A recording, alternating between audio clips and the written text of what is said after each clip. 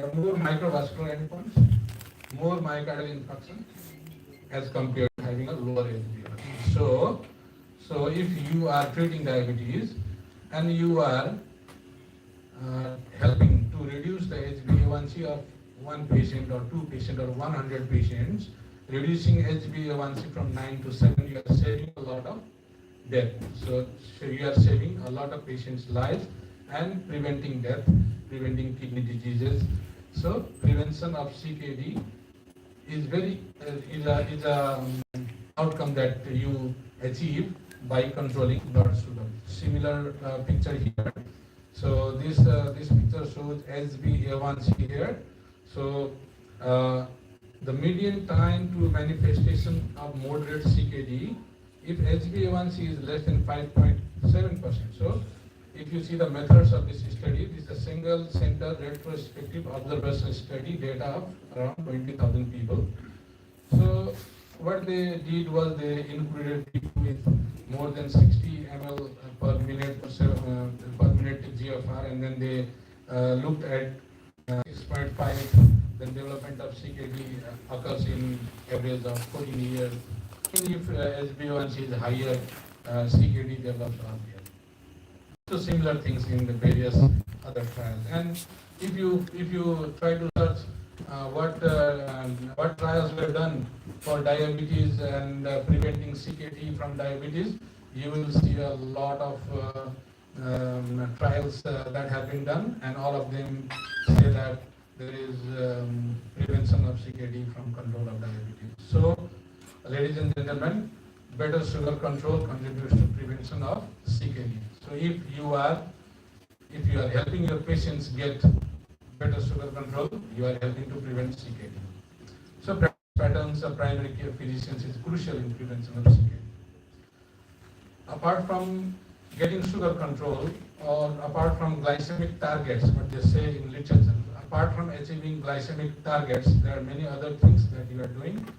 So you are helping patients get blood pressure control and putting on some statins for lipid management. You are helping patients stop smoking.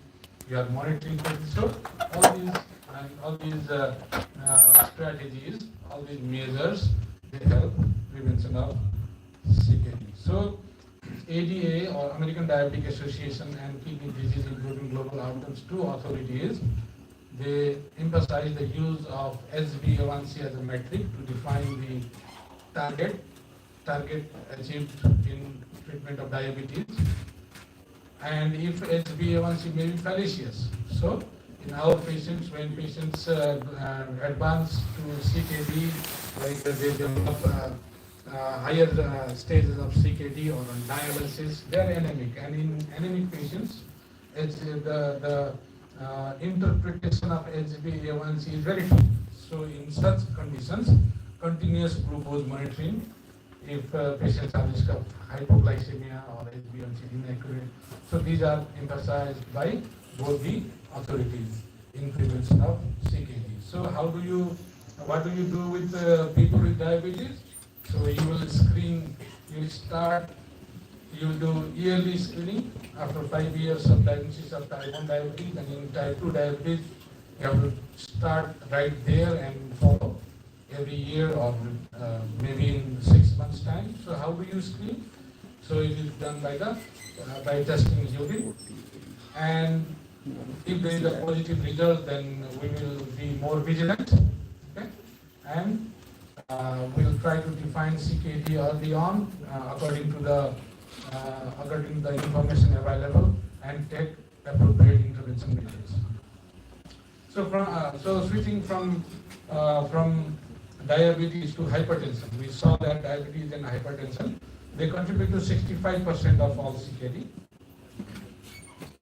So various studies in hypertension also, if you see this graph, the lower line here, this lower line, it was achieving lower blood pressure, achieving an average blood pressure of 128/78. The upper line, if you see, is the usual blood pressure, achieving a usual blood pressure goal. So if you achieve a usual blood pressure goal, so in this study of 1,000 patients done in USA, so when they achieved usual blood pressure goal of 140/85, the proteinuria, the level of the amount of proteinuria